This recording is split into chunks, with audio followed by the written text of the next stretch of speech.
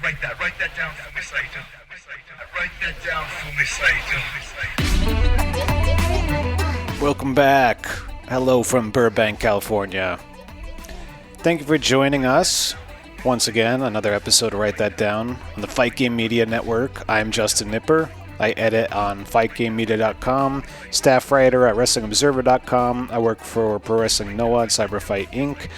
And I am back with Japan's leading pro wrestling author, historian, Japan's leading broadcast journalist, Japan's leading wrestling sociologist, the one and only Mr. Fumi Saito. On this week's episode, we talked about Masahiro Chono, Masa Chono, however you know him, the one and only. After he debuted, after dozens of wrestlers left New Japan for Rikishoshu's Japan Pro Wrestling and the first iteration of UWF, it was Chono, alongside of Keiji Muto and Shinya Hashimoto, his fellow three Musketeers, his peers from his class. That's when they rose to their highest peaks of popularity. And it was around this time where Chono really hit his peak points as active in-ring performer. This was during the mid-90s. He had a distinct career path over the years too. He went up and down the Eastern Coast, North America. He traveled to Germany, Austria, met his wife over in Germany. And that's where he really began to grow into this iconic figure that we're familiar with today, with the sunglasses and the long black jacket and catchphrases like, "God damn." That's right. Masa Chono. So, we'll get into that shortly. If you have not already, please subscribe to the Fight Game Media Network. Our podcast feed is on Apple, Spotify, Stitcher, Downcast, wherever you are downloading your podcasts. Please subscribe to the feed. Leave a nice note for us if you'd like to. It helps us out a ton. Alright, that's enough. Back on track. Black Charisma. Masa Chono. Alright, so Masa Chono, one thing that I learned in prepping for this was that he was born in Seattle. Born in Seattle, because he grew up in very like a rich or like a high, upper middle class businessman type of family. Mm-hmm. Yeah, and he's so Tokyo, city boy. Yeah. What did his parents do? I'm not sure. This is a big corporate kind of thing, I think. Yeah, and was the head of a U.S. branch of the big company or something. Mm. Yeah. Actually, he was born in Seattle, right? But the official record, he's always built from Mitaka, Tokyo. Yeah. Mm. Yeah. And such a it's actually like, I'm surprised that we haven't done a Masa Chono solo episode up until now. Right. His career runs parallel to a lot of the people we've talked about in the past, but he also had his own path. Even from the beginning, like you said, his background was pretty different from other wrestlers' upbringings, especially around that time. And the group of people you just said, it was all Japan's 4 pillars, right? That Misawa, Kawada, Kobashi, and Akira Taue, that's four big one. And 3 Musketeers, Keiji Muto, Shinya Hashimoto, and Masahiro Chono. That's a pack, Mm-hmm. And that was synonymous to 90s wrestlers, 90s superstars. After Inoki, or you see, there was Inoki and Rikishoshu, Tatsumi Fujinami era, but the brand new superstar was always Keiji Muto and Shinya Hashimoto and Masa Chono. Then you had Hiroshi Hase and Kensuke Sasaki, but those 3 were very, very special. Muto, Chono, and Hashimoto. Whereas, after Giant Baba, they had Jumbo Tsuruta and Tenryu, of course, but they had to wait until rise of Misawa and Kawada and Kobashi and Taue, and that was like that's a symbolized 90s peak era of All Japan. So yeah, these 4 wrestlers in All Japan and 3 Musketeers in New Japan, they were the 90s superstar. That's like the basic of our understanding in today's episode. Because we did, episode on Keiji, Muto, and Great Muta, of course, and we did Hashimoto, right? I don't think we've dedicated oh my god! full, okay, we have to go then. But Yeah, but Shinya Hashimoto always talked about the 3 Musketeers and the 4 pillars. Yeah, we've talked about. I think we did last year. We did a 3 Musketeers episode, so we covered each of the Musketeers, but not in a separate episode. We did the Muto 4-part right now that it's that Keiji Muto doing his huge retirement tour, and much like Toshiaki Kawada of All Japan, he kind of left wrestling without having big retirement. Everybody knows that it's not Kawada. Now it's a ramen shop owner and grumpy old man. He's you can always go to his ramen house, and it's not like famous celebrities restaurant that person is never there. When you go to Kawada's ramen place, he's always there. You know what I'm saying? Mm-hmm. And Masahiro Chono's case, he runs his own company called Aristo, that European, that avant-garde fashion. It's like a designer's line clothing that he and his wife runs.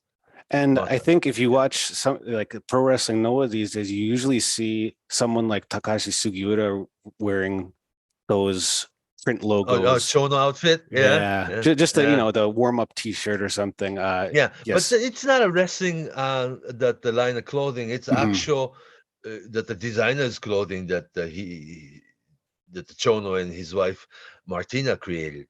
And he has a place up in Ginza that kind of like, not associated with wrestling at all. That's his place, Ginza is the last place you would think you'd see pro wrestling. It's like a Beverly Hills. Beverly Hills, or shopping in a tourist district. Manhattan. He had shop in Harajuku center. too. Yeah, and he had another shop in Ebisu. Fairly successful, huh? Yeah. And 3 Musketeers, if not, if the listeners out there are not so familiar with, 3 Musketeers was like Antonio Inoki's very last direct disciples. Inoki leaves New Japan year 1989 to be politician, and it's a real politician, not the local council, not just a real politician, like a parliament. He really left wrestling without retiring. And Inoki wrestled next 8 years, maybe once or twice a year, and just get in shape and have 1 or 2 important matches a year. But when Keiji Muto and Masahiro Chono and Shinya Hashimoto signed with New Japan as a rookie, that was fall of 1984. And Chono debuted in October 5th of 1984. It was basically scouting the roster of New Japan era. I'll tell you why, because between 83 and 84, 30 plus wrestlers left New Japan. First, Akira Maeda, the Nobuhiko Takada, the Satoru Sayama, the original Tiger Mask, Kazuo Yamazaki. Did I miss anybody? Osamu Kido. Like Russia. Osamu Kido, the Yoshiaki Fujiwara, of course, to form original UWF. Okay, and summer to fall of 1984, Riki Choshu with his 15 guys left New Japan, and forming Japan Pro Wrestling, and signed with Nippon TV Channel 4 and All Japan. And the entire 15-guy crew, like you have Riki Choshu, the Yoshiaki Yatsu, the Kuniaki Kobayashi, the Killer Khan, the Animal Hamaguchi, that group all went All Japan, and from New Japan to All Japan. That was a big dynamic change, right? And so UWF group, 10 guys left New Japan. 83 to 84. They eventually come back, but Riki Choshu and his 15 guys left New Japan the summer of 84. They were still, New Japan was, still holding this rookie audition, and it was Keiji Muto, Masahiro Chono, and Shinya Hashimoto. Actually, you had Masakatsu Funaki later on, creator of Pancras, and Nogami Akira in it. Minoru Suzuki didn't join until 87. Okay, but we'll talk about him a little bit later. But Masahiro Chono, Hashimoto, Muto were the three golden rookie. Masakatsu Funaki, at the time, Masaharu Funaki, he was still like a 15. He finished up 9th grade and going to 10th grade, but the left high school in the middle of 10th grade age, and he just, came to New Japan Dojo before his 16th birthday. That's his very much isolated case, right? But actually, Hashimoto was the only one who came to New Japan Dojo right out of high school. See, Keiji Muto went to judo college for 3 years. And then he had, he was a third place in national judo, and also he got the license to be judo chiropractic, right?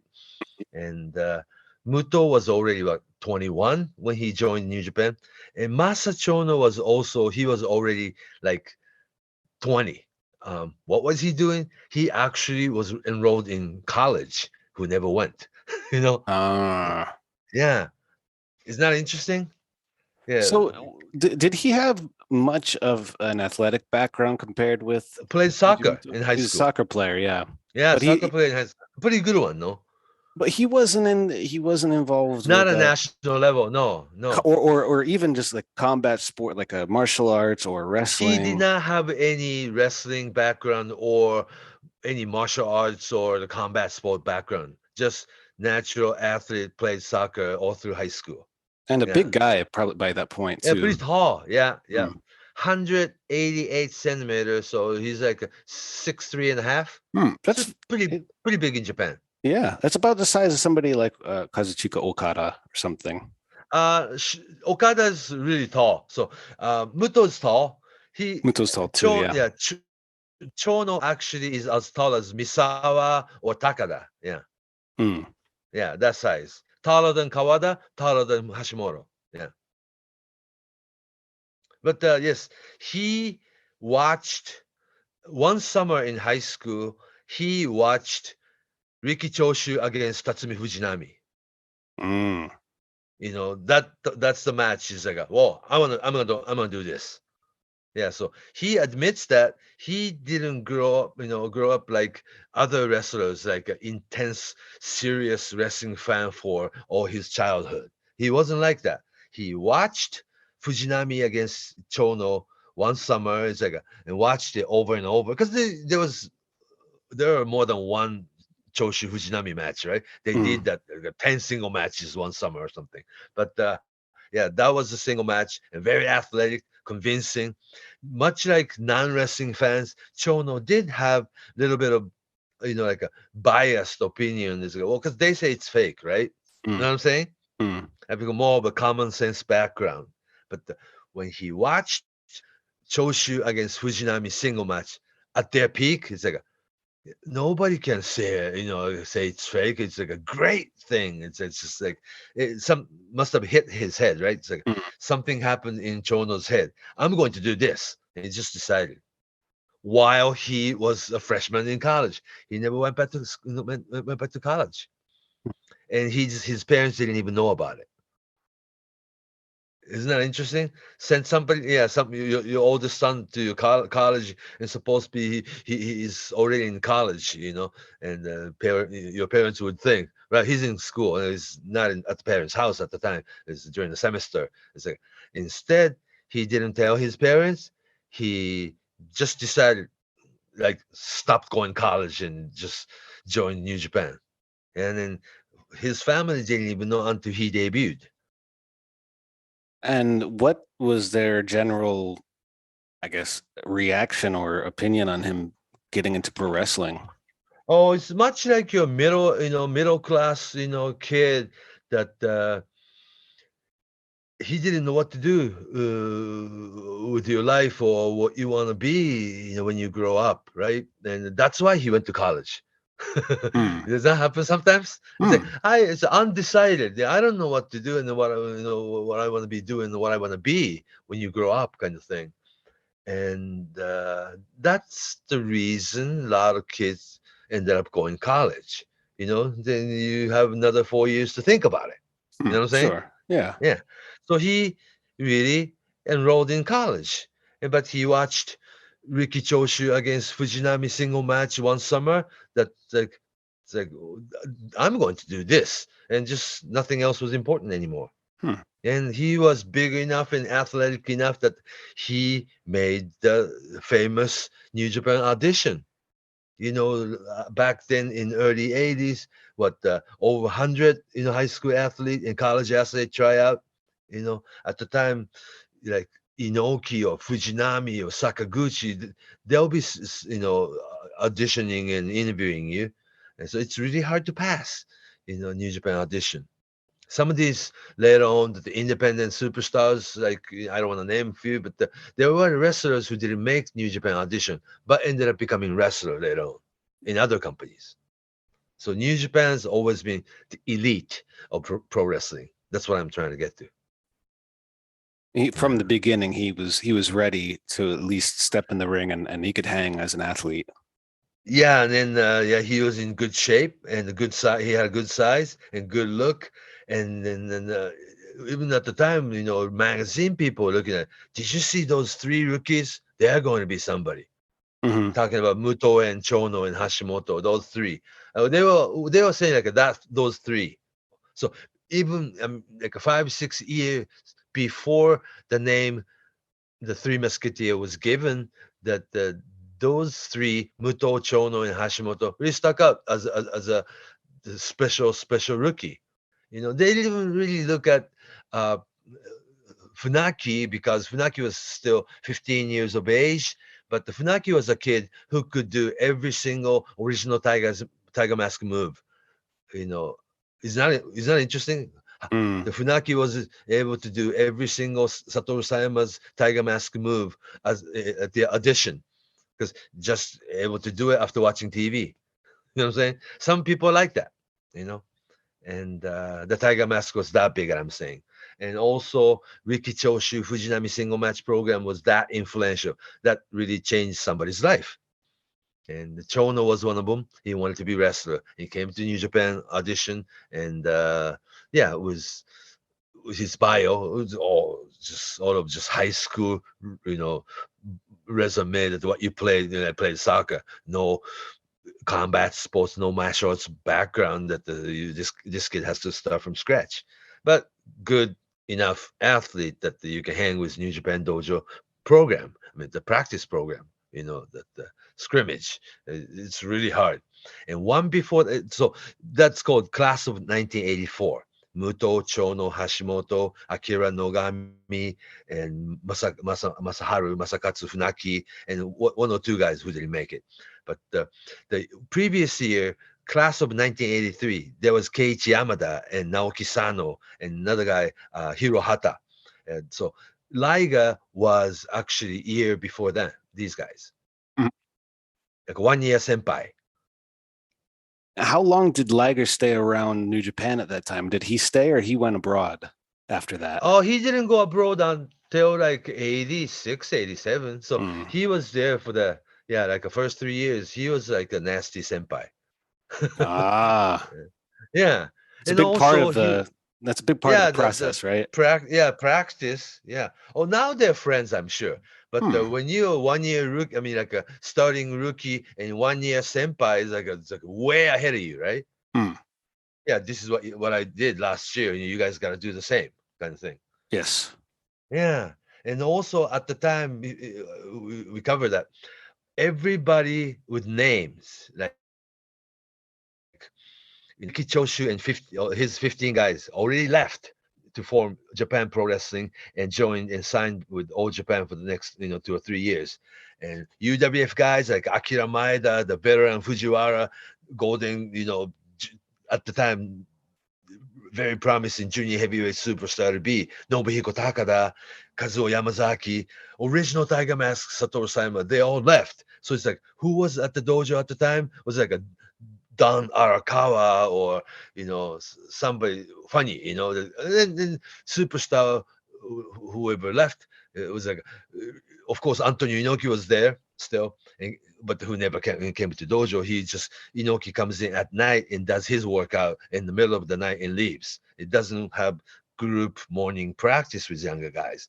And Seiji Sakaguchi, who does the office work, the real vice president of the company. Fujinami, Kengo Kimura, maybe because they have their own schedule. They're superstars. They don't really practice with younger guys. And Cobra, George Takano, the super strong machine, Junji Hirata, they were veterans, so they don't come the morning practice. So what they're doing was like the group of 10, 15, then young lions. They were working out on their own. And you would think you'll bum out because all the superstars are gone. And it's like, this New Japan, yeah, it's still New Japan and still on Friday night TV on TV Asahi every week. But it was like, yo, bum out. It's like, is this ship, sinking, right? Mm. But what Muto and Chono and Hashimoto thought was different. It's like, oh, all these big name above us is gone. Great, we'll be on TV right away. Is that's how Muto thought? It's very creative because you would think Japanese rookie would be so humble, right?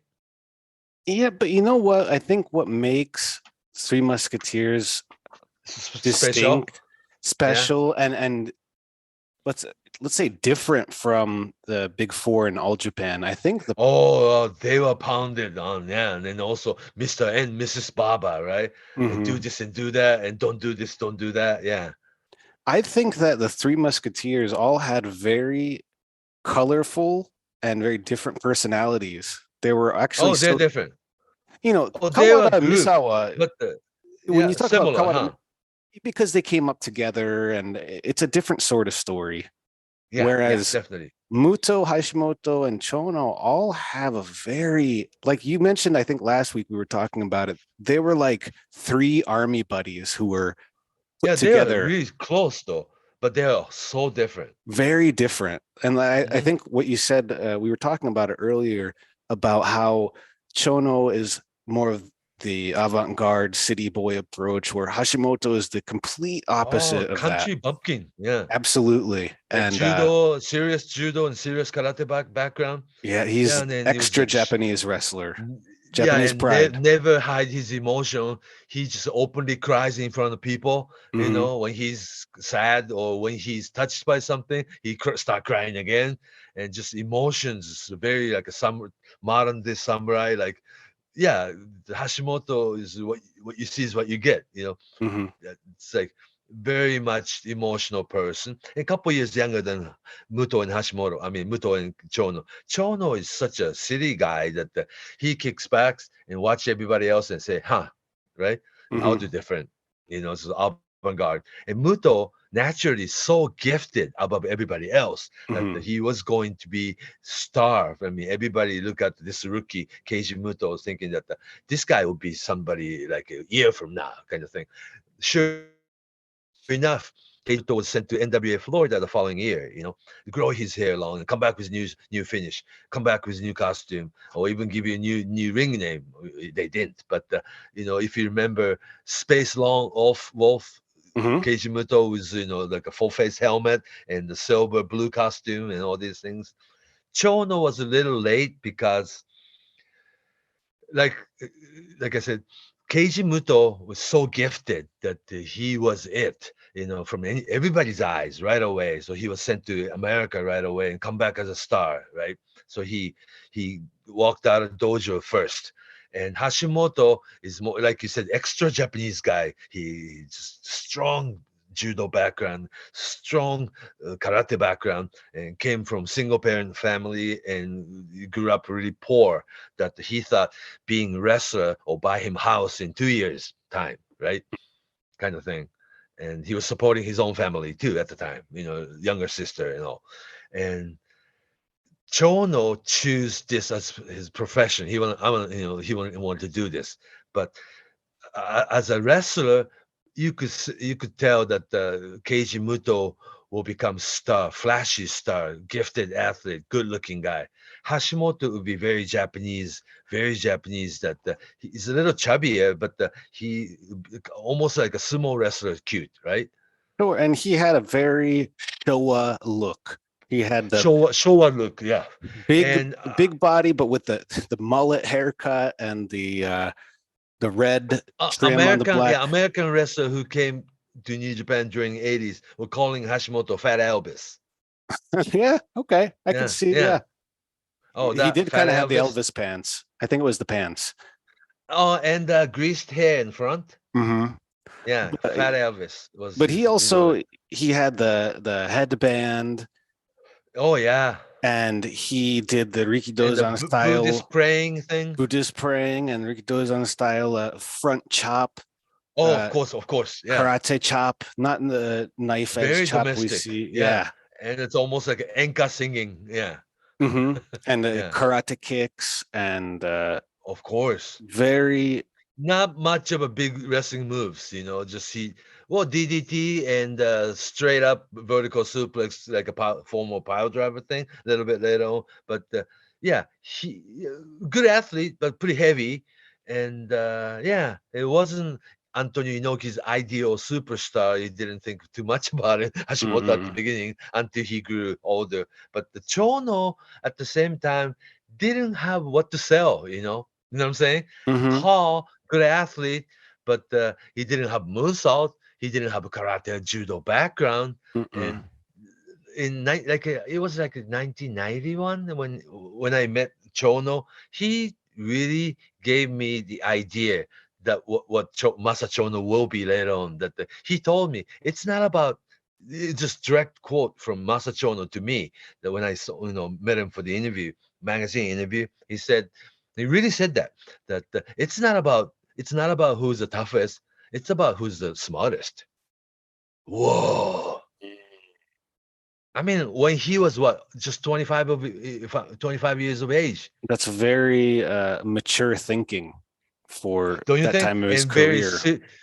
City boy, Tokyo oriented, lots of information, and he even went to college. He didn't graduate, but he's looking at his surrounding, and Muto is this, and Fujinami is like that, Choshi is like that, Inoki's a symbol. It's just he was smart enough to kick back a little bit and see his own environment.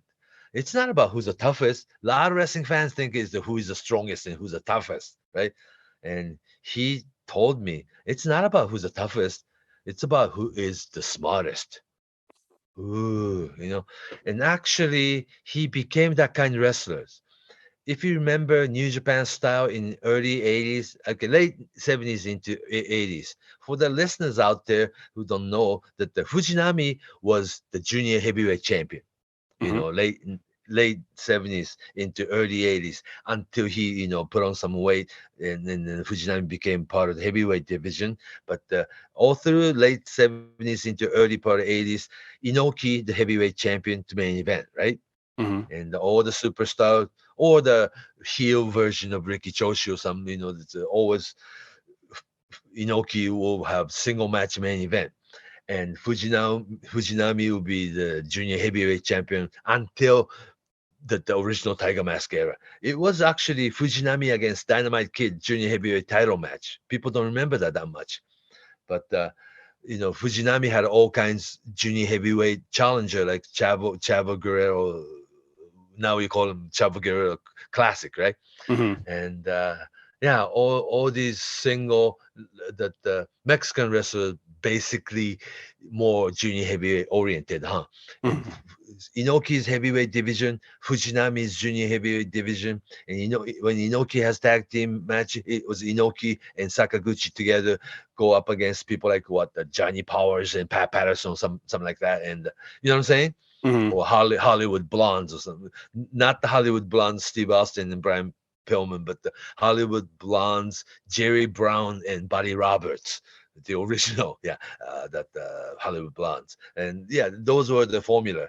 And Then later on, Fujinami became heavyweights, and Choshu turned Japanese babyface. Killer Khan comes back from America, becomes heel Japanese, and therefore you have Riki Choshu and his faction.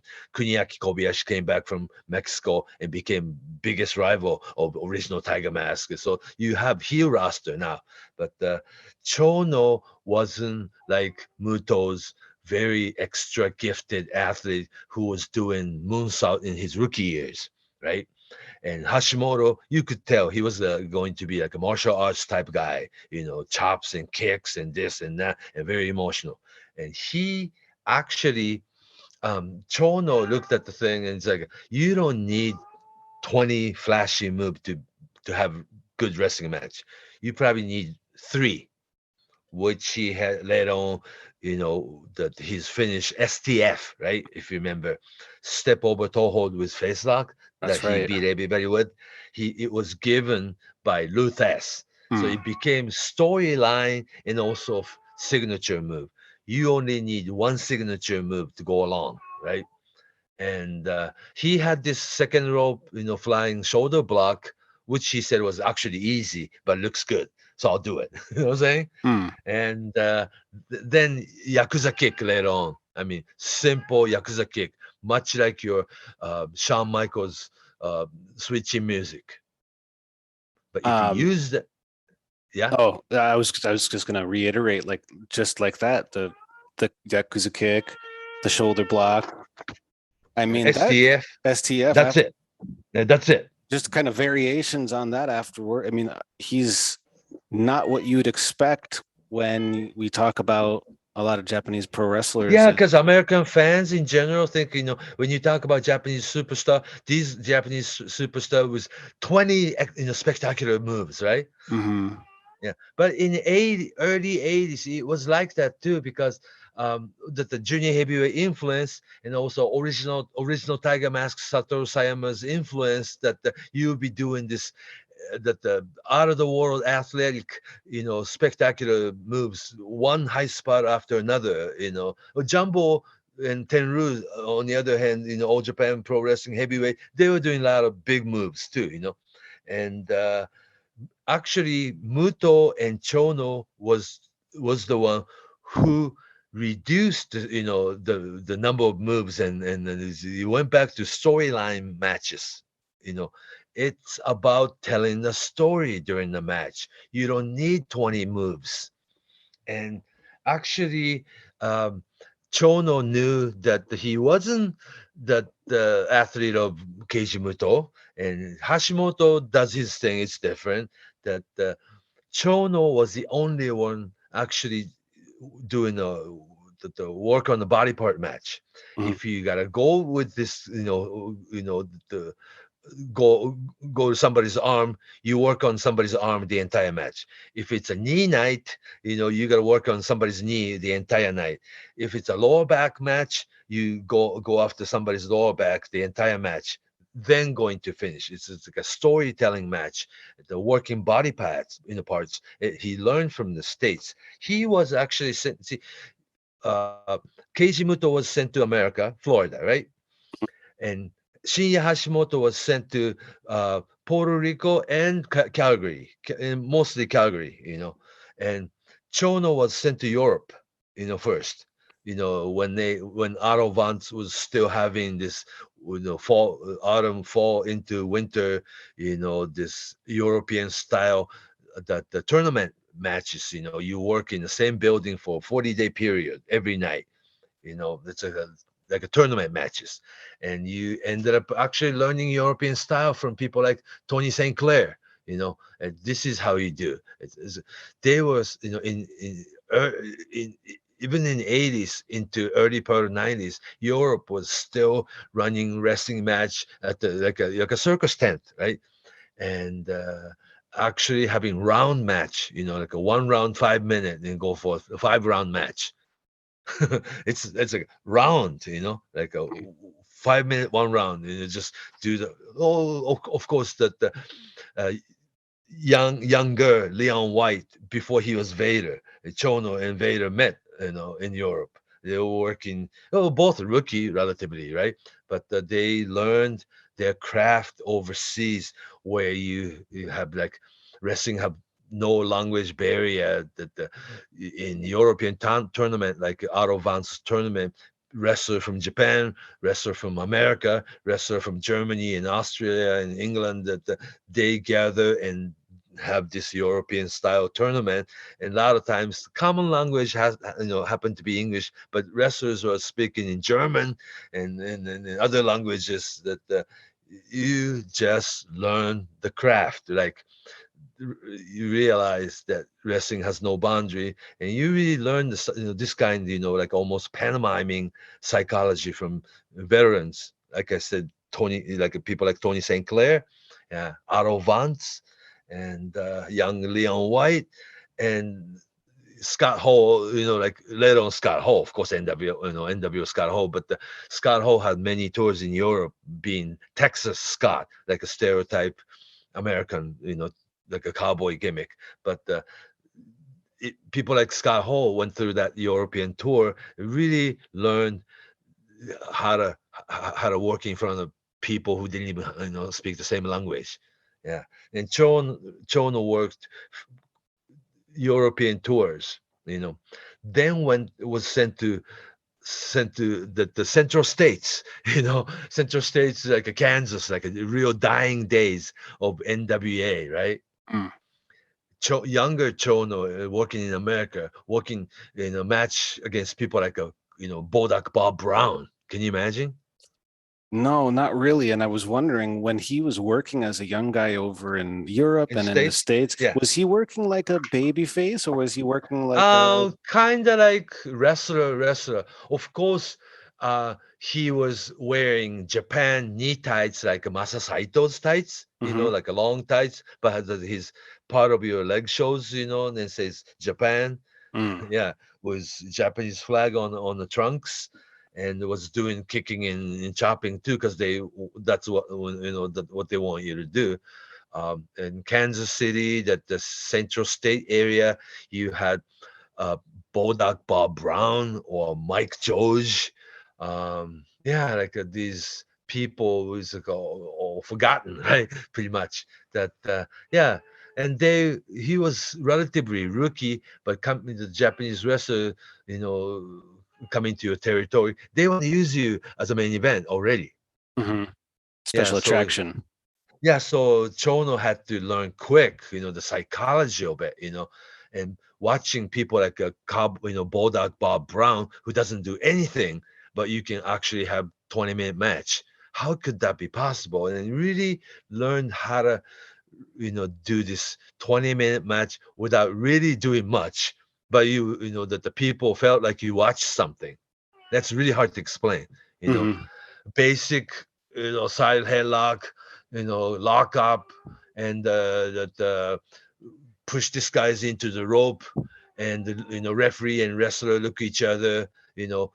That the audience can't really hear him, but you are actually pantomiming. It's like a referee tell you to let go, and he'll say, no, I won't let go, and it's like, don't hit. The referee is a part of it. It's like break it up, and stepping back slowly and break it up. All right.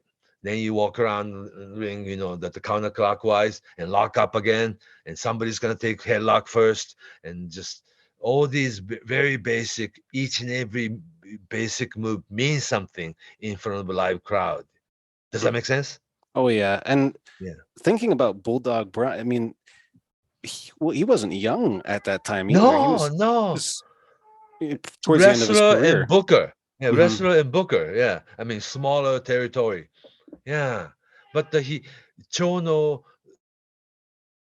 will tell you that's why he learned the most.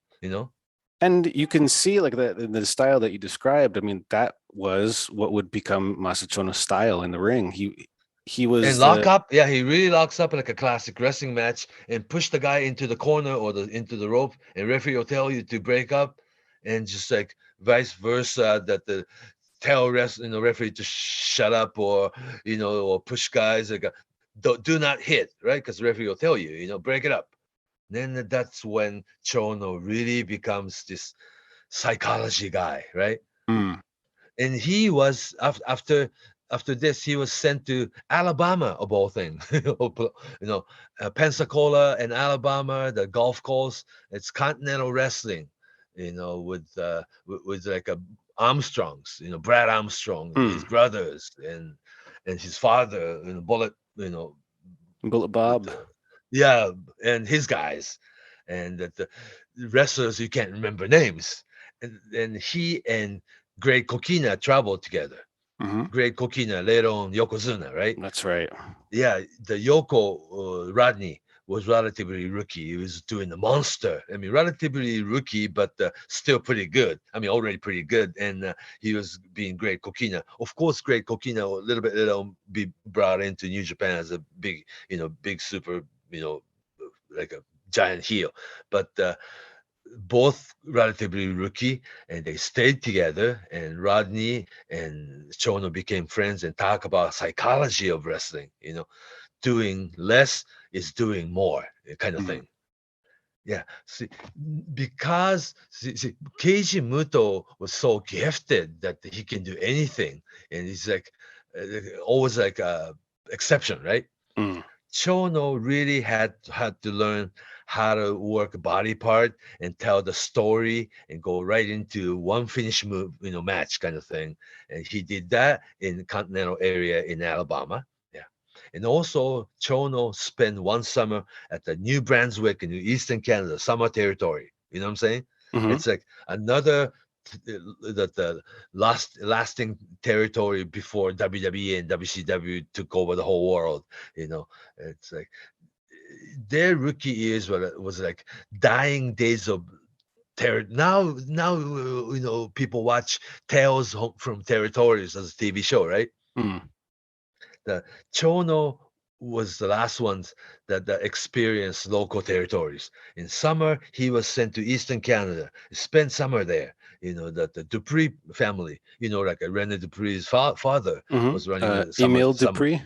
Emile Dupree was running summer territory, Sundays and Sunday, 2 shows, but all summer it's running Eastern Canada territory all summer, like your summer circus, right? Yeah, and that's where he really learned.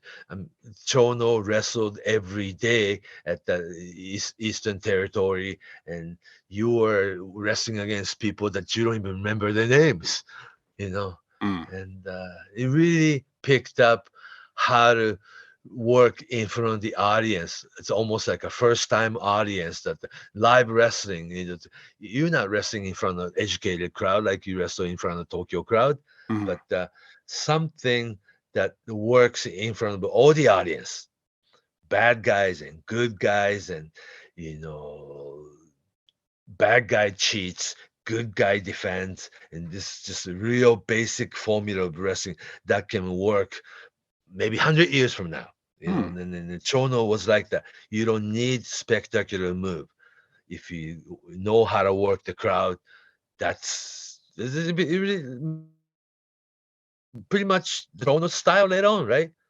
Yeah, so he was interesting. He went to Europe. He went to Central State, Kansas. He went to Alabama, Birmingham, and the Pensacola, Florida, the Gulf Coast area, Continental Territory.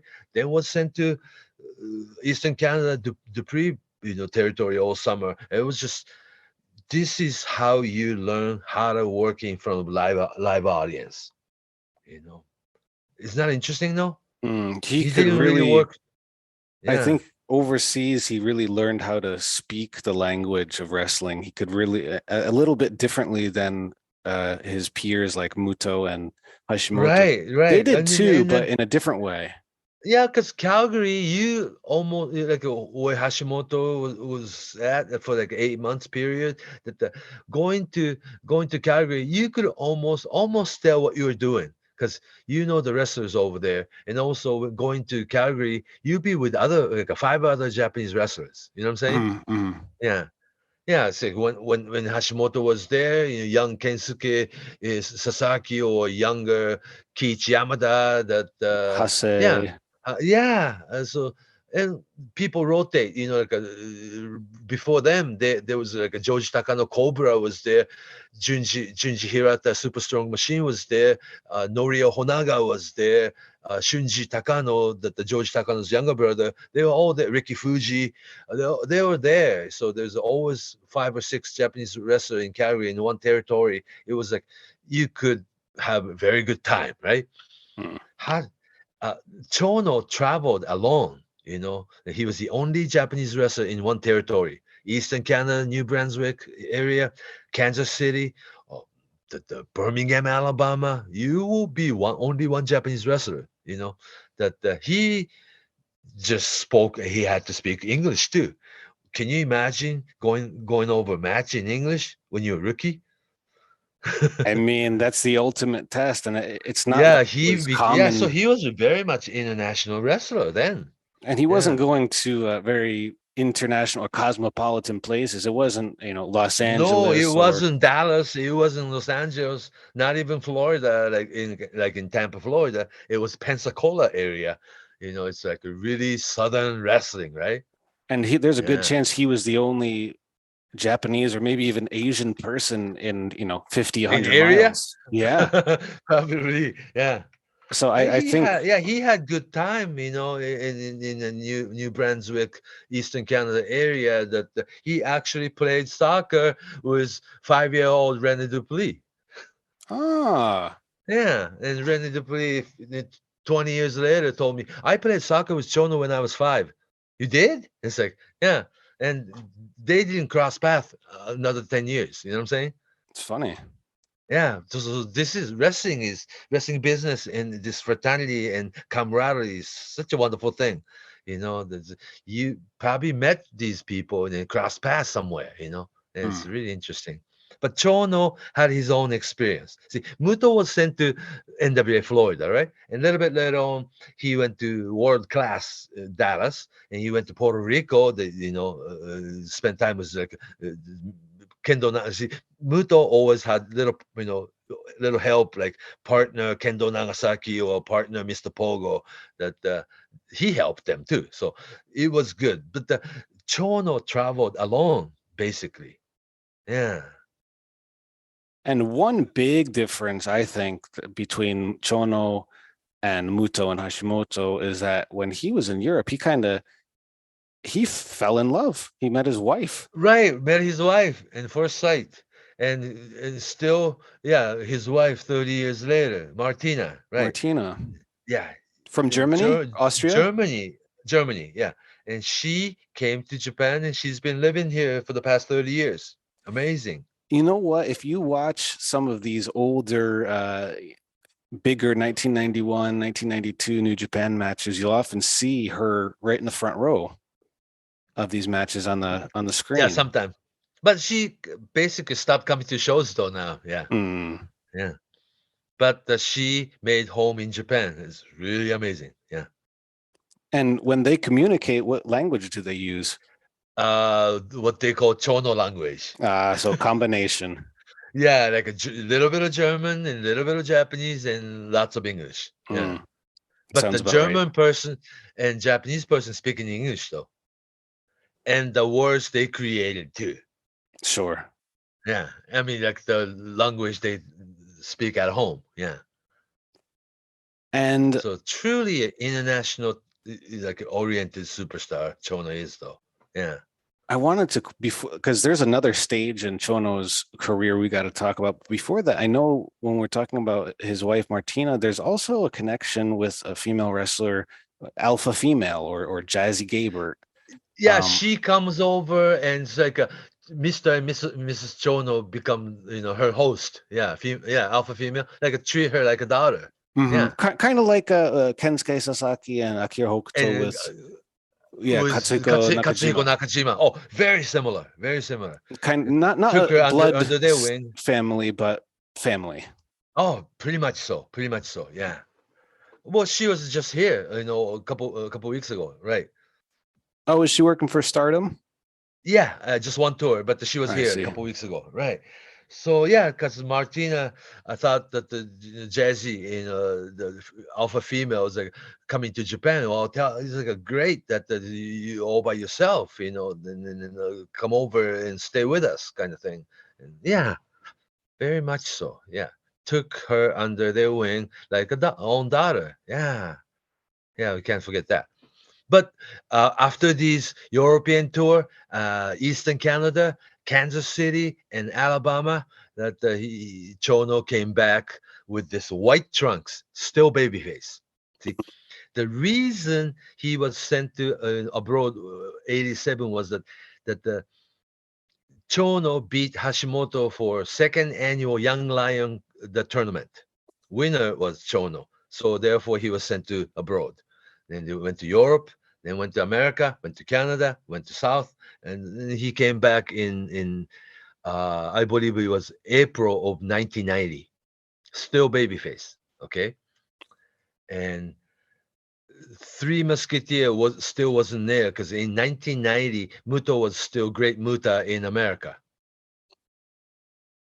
Yeah, Hashimoto came back first, then Chono, then Muto.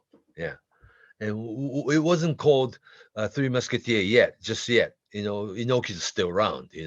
And G1 Climax was the first one because you could tell people could see the Muto is grooming to be the next generation superstar, right? Yeah, and Hashimoto, big rival, and in general, New Japan fans' eyes still puzzled that what's really special about Chono here, right? Mm-hmm. Yeah, and also being babyface didn't really help, but he was not a favorite, but he was the winner of first inaugural G1 Climax tournament 1991. Mm-hmm. Winning tournament was very important. You would think somebody like Choshu would win, somebody like Vader would win, somebody like Muto would win the first inaugural G1 Climax tournament, right? Mm. It was Chono's time that he won first 2 years, 91 and 92. And that made general fans' eyes like, whoa, Chono is very special, right? All of a sudden. Yeah. Especially he beat Muto in that first final too. So I think that helped. Right. That helped. That's him. The famous one that the people throw in the pillow, right? Pillow. Mm-hmm. Yeah. And the sitting cushion at the Sumo Palace. After that incident, not an incident, but people threw this, that pillow cushion all over the place. Like it's a big upset that the Chono beat Muto. Right, he's equal, And after that, the Sumo Palace didn't let you throw that pillow anymore. Mm. Yeah.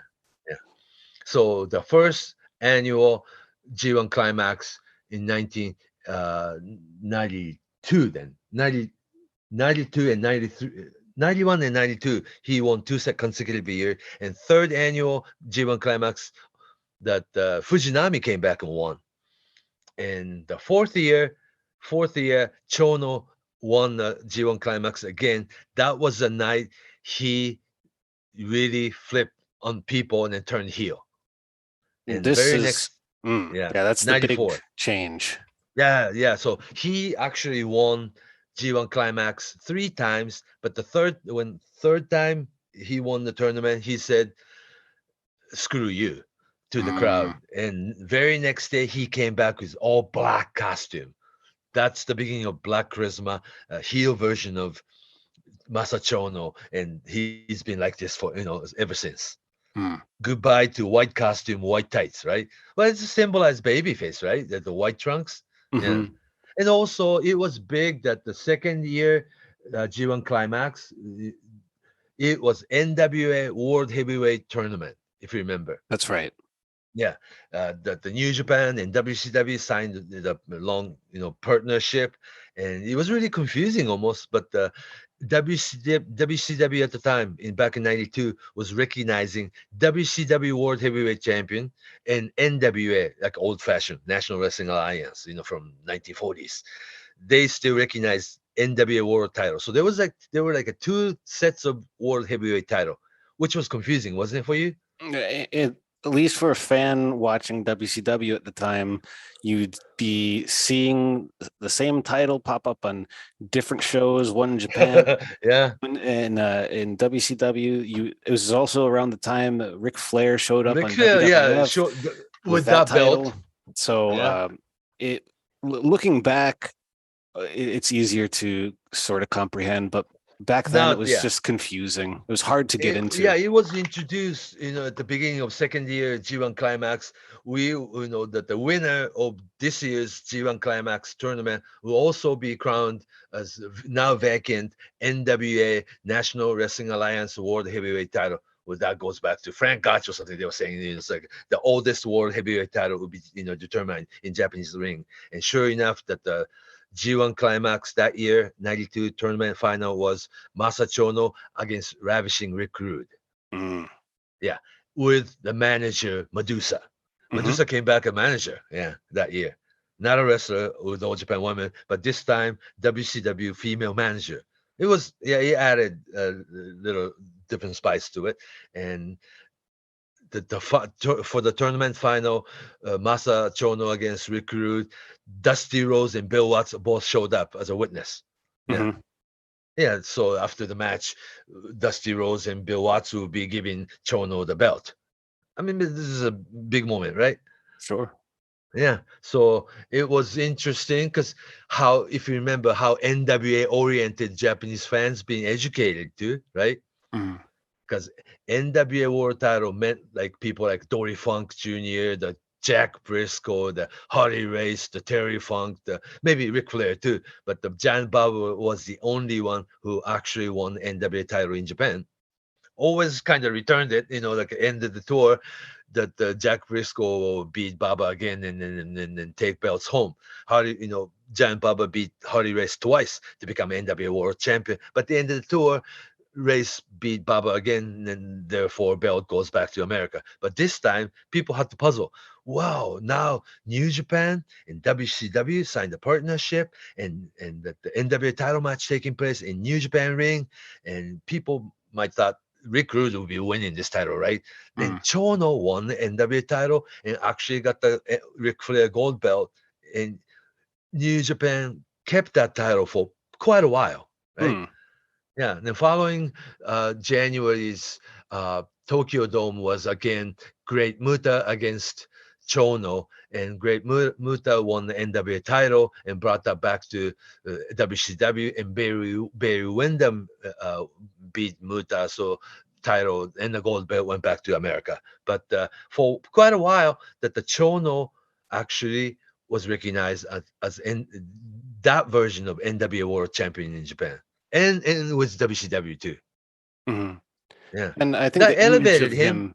Oh yeah, the image of him with that belt is maybe one of the last images that I have as a fan of somebody having that belt until they started using it again, WCW. Yeah. And this business partnership with New Japan and WCW was really interesting. That gold belt was brought back again a couple of years later as WCW International title. Again, Rick Rude being champion, and Hiroshi Hase beat Rick Rude for that title, and Hase himself won that Flair gold belt, and it's at his political office right now, even to this date. They made another replica of this, Flair gold belt, right? And Hase kept it, and it's in his political office. Yeah, it's interesting. But anyhow, back to Chono. So he came back to Japan, and the Three Musketeers was formed, and his finish, like working body parts, and not much spectacular move, but the Chono was the only one doing the storytelling match, working body part match, and one finish, STF, step over toe hold with face lock. They still call it STF. And they really cherished that, finish that in the 80s and early part of 90s in Japanese wrestling, they were kicking out all the finishes, right? That's what Misawa's matches are. Kobashi, Kawada matches. You do the spectacular move, 1-2 at the kind of 2.999 second that Kawada kicks out. That works for some. But Muto and Chono are the ones, they brought the old-fashioned finish philosophy back, that when this thing comes, the match is over. It worked with Chono's STF, the move, submission move that was given by Luthes, that when Chono uses this STF, step over toe hold with face up, he wins. So brought the match back to more old-fashioned. We didn't notice that, for quite a while, and because Chono was doing this working body part match and psychology match, storytelling match, that the whole match was built to when would he go into STF? Like very old-fashioned, and it really worked with him, because Chono was that kind of wrestler. Yeah. And right before he went black, when he went to the black charisma look and image, 94.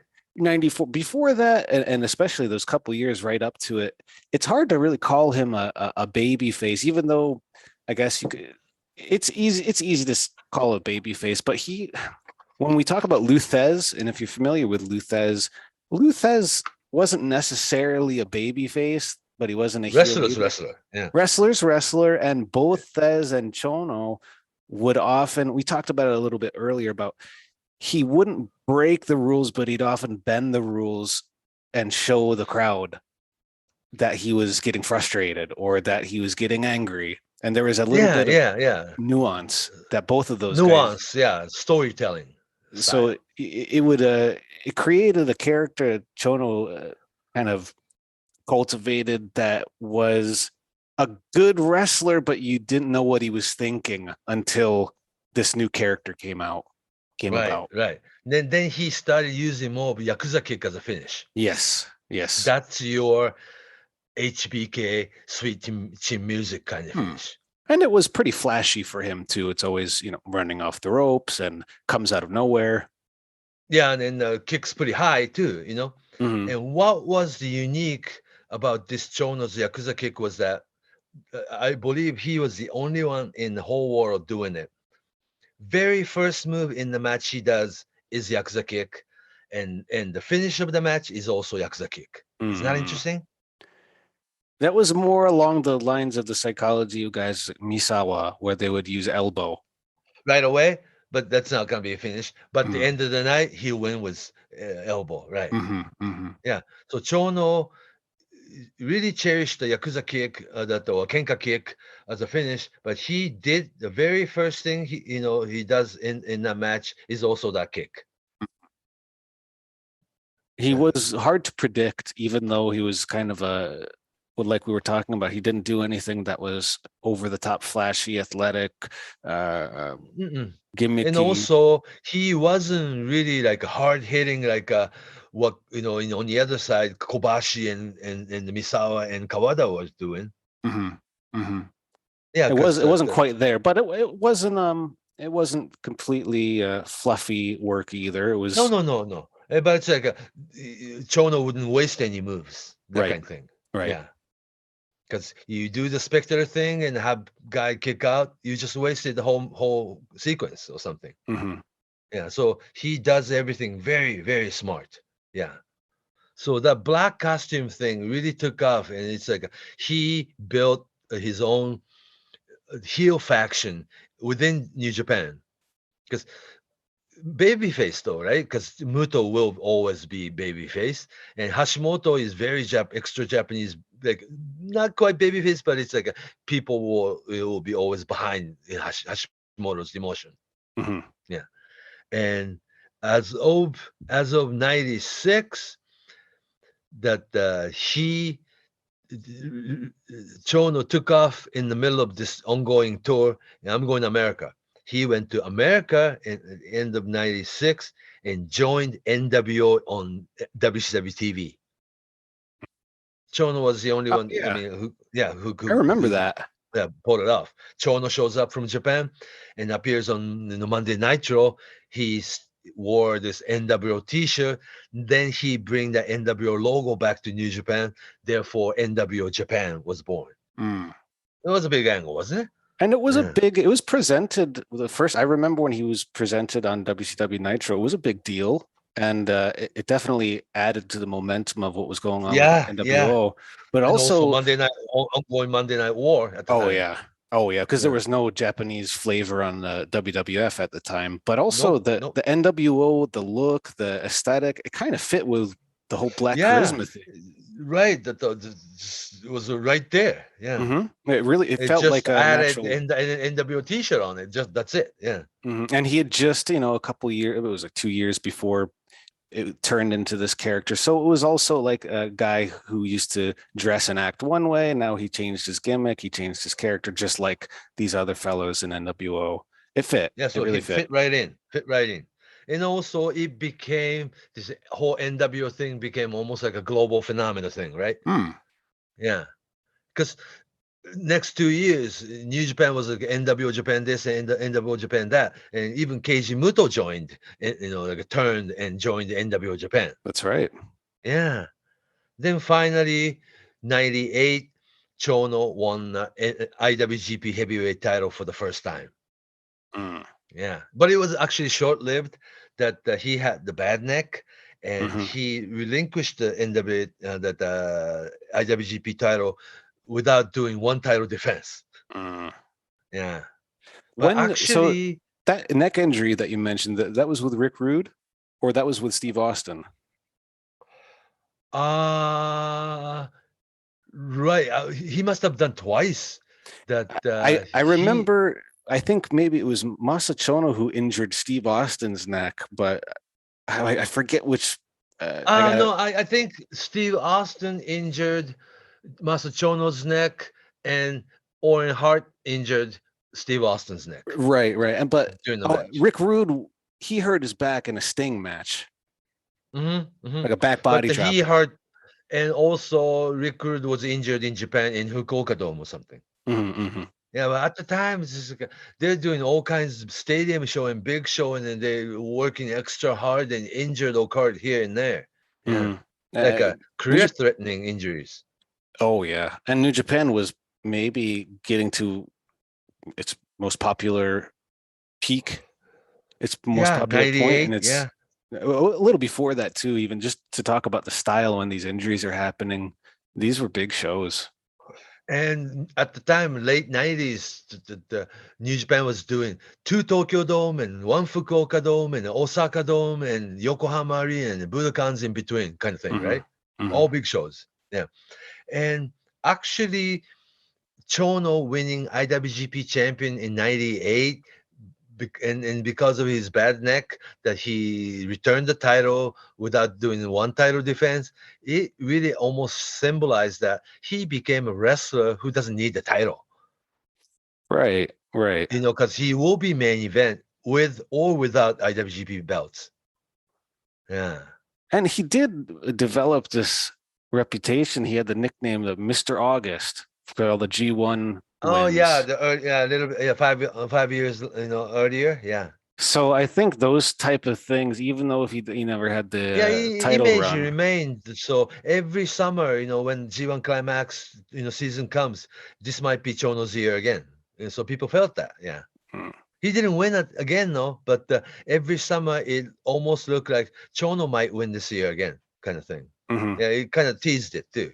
So he almost didn't have to win. It's like a psychology, I guess. Yeah. Yeah, and from there, after the late 90s, he did stick around, but he wasn't in the same capacity.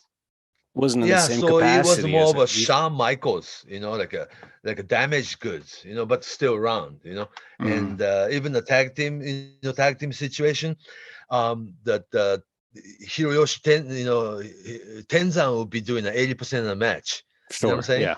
And the Chono comes in and do his spot and kind of tag out. Yeah. So I think that's a lot of the last decade or so of his matches were kind of dream matches. Like it wasn't part of much of an angle. It was when the company started breaking apart, and he'd visit All Japan, he'd visit Noah. And then what was interesting was that the Three Musketeers, real friends, right? But year 2000.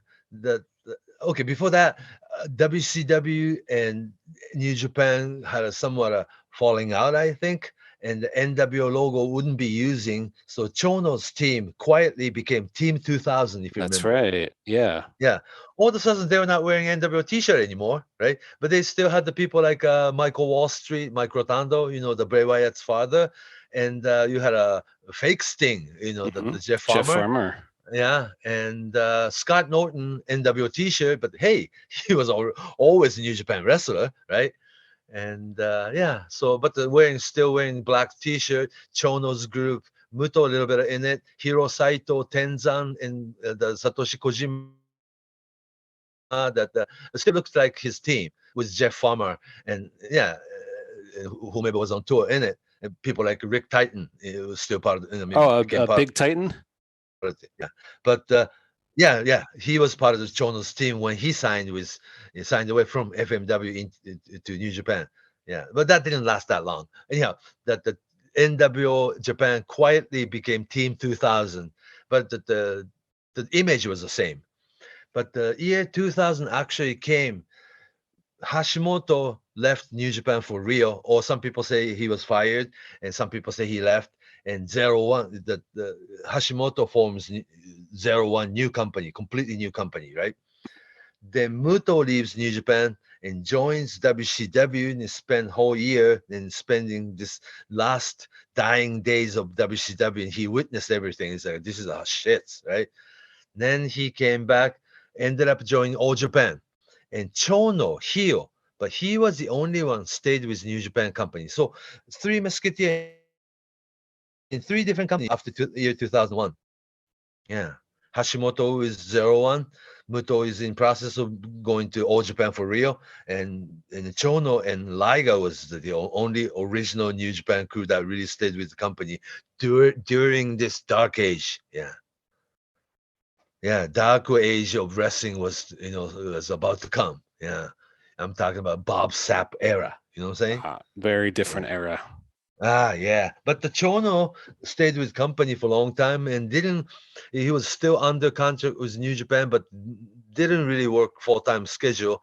And that's when he became more of a character and sometimes color commentator on the table. And sometimes he just shows up. And every time Chono showed up, not working in the match, but it was kind of a big deal, So it's been like this, for the past 20 years now, I think. Yeah, because Chono hasn't been retired. Actually, he hasn't retired. Much like Toshiaki Kawada, he just left without telling people that he's retired.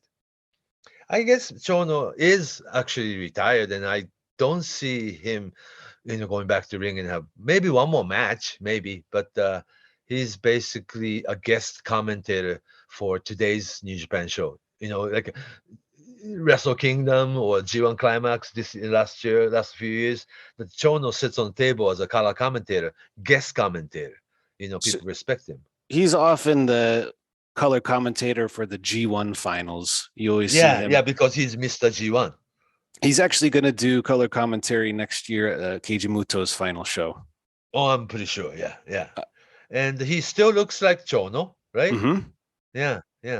I think that's something we also should talk about, but I guess it's hard to talk about because in Japanese wrestling, the emphasis on talking or speaking into the mic it's not as big of a deal as it is over here.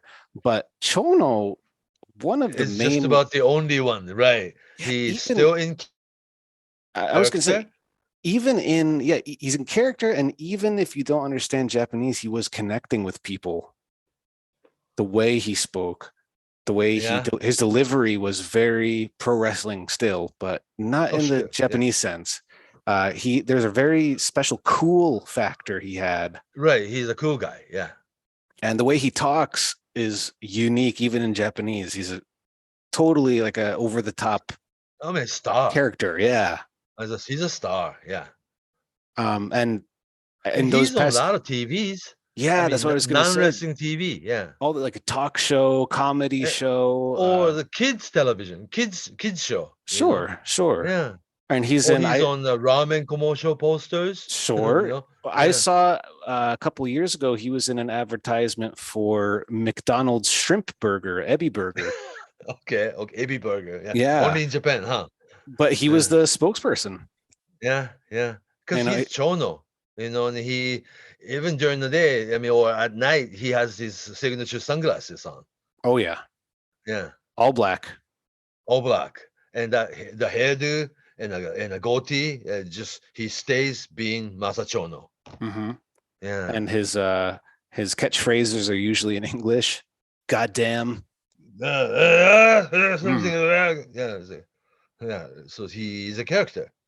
If anybody out there watches like a Yakuza mafia movies, he's like a character out of one of those, kind of over the top character. Like a Godfather movie. Yeah. Godfather or something. Or Al Pacino movie, something. Yeah. So he's like he has a tough guy feel, a genuine, believable tough guy feel. Yeah. And he makes sure that he still looks like Chono. Mm. I mean, some of the older guys, if you look at, Akira Taue or, today's Toshiaki Kawada, you could tell these people retired, Right. Yeah, but Chono comes in with his character costume, like his own, line of clothing, Aristotelisto clothing. That he comes in he sit there like a superstar. Mm. And he is still star. Yeah, but now it'll be very interesting. Muto is really retiring from acting, active wrestler, and Chono hasn't been. But he's basically, people believe he's retired, but he's much like a Roddy Piper. It almost doesn't matter if he's retired or not. That's a good comparison, because Roddy Piper, you always felt like if you wanted to have a match, he could probably pop back in there for a match. Yeah, for one more match, right? So he's kind of like that. Yeah, but Chono's always like Roddy Piper. He's always around. He's always on TV. Nobody's really asking where's Chono, because he's active. He has his own YouTube channel, and it just hasn't had matches in years. Yeah. He's more of a celebrity. Yeah, I think so. It's a very unique, almost isolated case in that. Mm-hmm. Yeah, because when Ricky Choshi retired, he doesn't look like he's a retired old man. Mm. Yeah, and Chono isn't. Chono looks ready to go. Or he should be more in movies and television. I think. Yeah, I just transferred to. I mean, just being the same character, not wrestling, but he's still be on TV as Masahiro Chono. Mm. Yeah. We missed one interesting, I don't know if it's important, but I would say it's interesting. The one match he did, I don't know if you can remember this one. This is towards the end, 99-2000. This was him and Atsushi Onita. He did that, didn't he? He did the barbed wire electric death match. Right. And this was right before things began crumbling in Japan. Yeah, because New Japan, sensing this, like a dark age period, that they brought in Onita. They had Onita against Riki Choshu, Onita against Kensuke Sasaki, of all people. Then Onita against Masachono. Right. And Chono wore some kind of bulletproof vest or bulletproof. I'm not going to bar. He looked like crazy, right? He looked like he could be in Mad Max or some sci-fi movie, but it fit the character. He wasn't about to cut up his back or anything. Mm-hmm. Yeah, but it's also a testament to the style that he used. The style that he used could absolutely work in a wacky situation like a barbed wire death match. And also, I don't think it would complement his style. That. He's a big, fashionable, big time, like a cool looking heel, but not necessarily deathmatch guy. Mm-hmm. Yeah. And he was so charismatic. Didn't play Onita's game. Mm-hmm. I don't think any of the New Japan guys did, if I recall correctly. If you watch those matches, Choshu or Sasaki didn't really play that game. Yeah, and then they came in without shirt and just bumped right into barbed wire, right? Mm-hmm. Yeah. And it was okay with Riki Choshu and Kensuke Sasaki, but Chono was smarter than those two. That I ain't doing it, right? Mm-hmm. Yeah. And Chono was also very animated, like Onita was too, and he could really, if he needed to dial down the wrestling and dial up the charisma and posing to the crowd and pausing the match and getting angry at his opponent. I think that's something he does really well. He's always done well. It's underappreciated because it's hard to notice this stuff when you're watching on a screen as well. And this is and also in Japanese ring, he's the only one doing it because it's so athletic oriented in Japan, right? Mm-hmm. Yeah, so it's like he was more of a reducing the effort, sort of, Mm-hmm. and to get more out of it, I think it's hard to completely convey that style just through a TV screen. I think he's a wrestler who really paid attention to his surroundings, and that really based what he would do. That's what he would use to kind of create what he would do in the ring. Yeah, not necessarily a shortcut, but he did it so smart. Yeah, authentic kind of, or common sense. He had common sense with it too. Yeah, and then also cherished the old style, old-fashioned pro wrestling that always kept STF as his finish. Mm-hmm. If he wasn't finished, he wouldn't do it. You know what I'm saying? I think it was his attitude that was what made it modern feeling. His attitude and his approach. He took a really basic old style and he put himself into that role, and it connected in the 90s and for sure. And made it into his modern style. And yeah. Oh, there's another. We do got to touch on this one quickly. Okay. When he and Masanobu Fuchi got into that invasion, and there was like a backstory where New Japan wanted to purchase All Japan, skeleton All Japan, after Misawa and his guys left and created Pro Wrestling Noah, and Mrs. Baba wanted to keep All Japan going with just two guys, Masafuchi and Kawada, right? And the New Japan management wanted to purchase All Japan, and Chono was sent to All Japan's Budokan show, and Chono against Fuchi was that main event that night. The invasion, the program, that the storyline always work, right, in a promotion.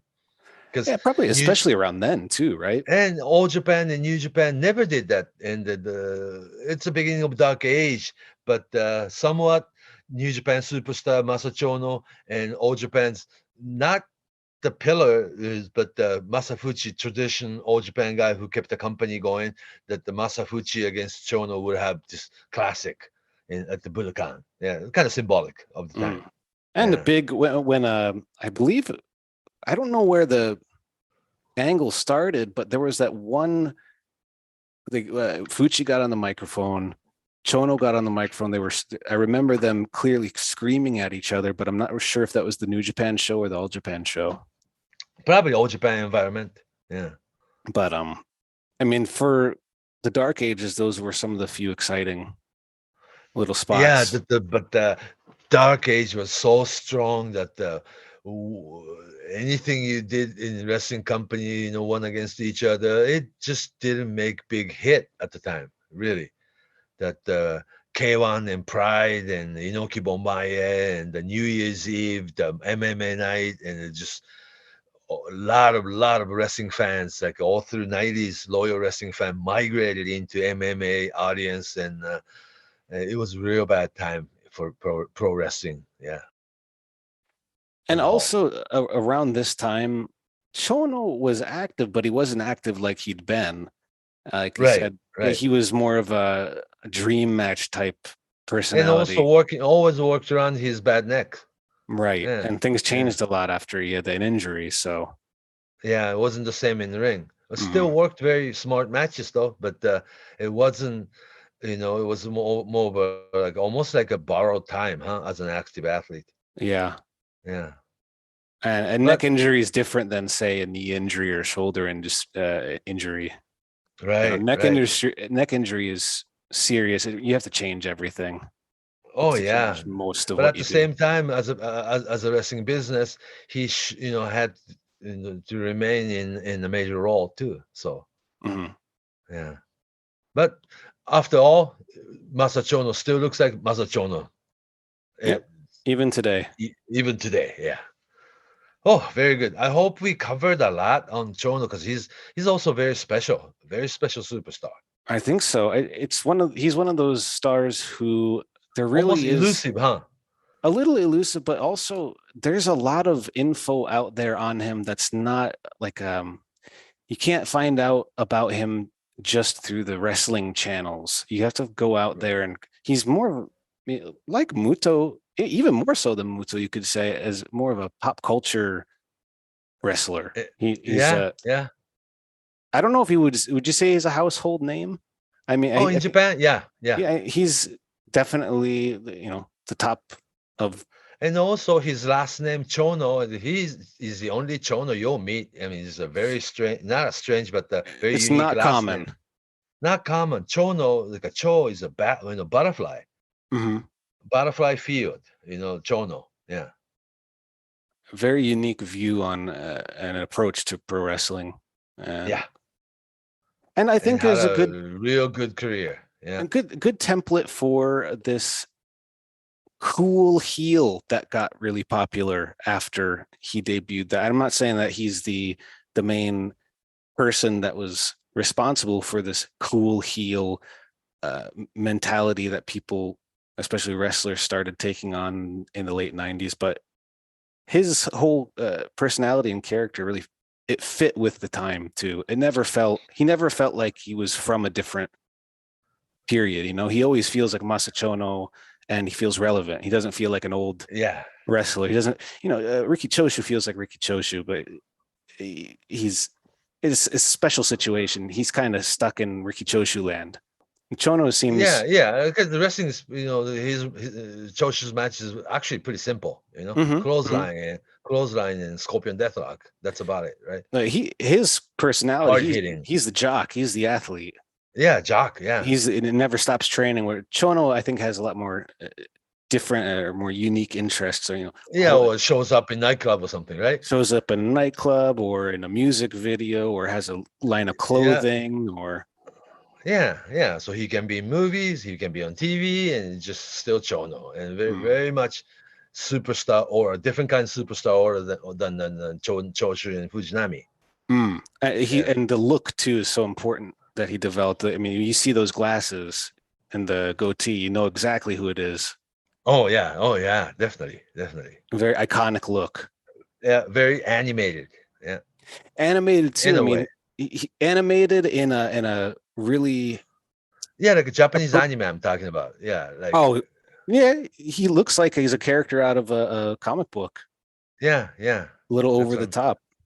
Yeah, but I think if you are interested in learning more about Chono, you got to check out what's out there on New Japan World and YouTube and Daily Motion, or even WCW. Yeah, and then two distinctive different era: the white tights Chono winning G1 climax, and black costume Chono being total heel and cool guy. Mm-hmm.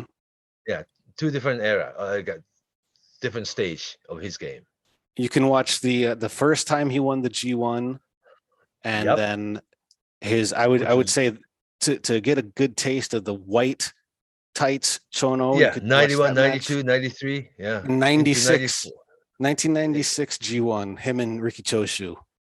Oh, that's the other one, where he's totally in the peak black charisma. Yeah, period against babyface Choshu, right? Maybe the last really big serious match of Choshu's career. Probably, and after that, the NWO Japan and Team 2000. Yeah, and those lasted a long time too. Yeah. So the faction is important, Then now that New Japan is probably, if there was no Team 2000, there wouldn't be no Bullet Club, huh? Sure. I mean, that was definitely felt like the prototype. Yeah. Right. Yeah. For the Bullet Club, it was, I think so. NWO Team 2000. I mean, it was so similar anyway. The black and white aesthetic, the black, the T-shirt, the logos. I associate a lot of that with. Therefore, Chono. the merchandise, era began. Yeah, the fans buy all their gimmicks. Yeah. He's a genius at communicating very simple, strong ideas with the audience and speaking the language. I think he's a master at that. As I don't think people should look for Technical crazy good match.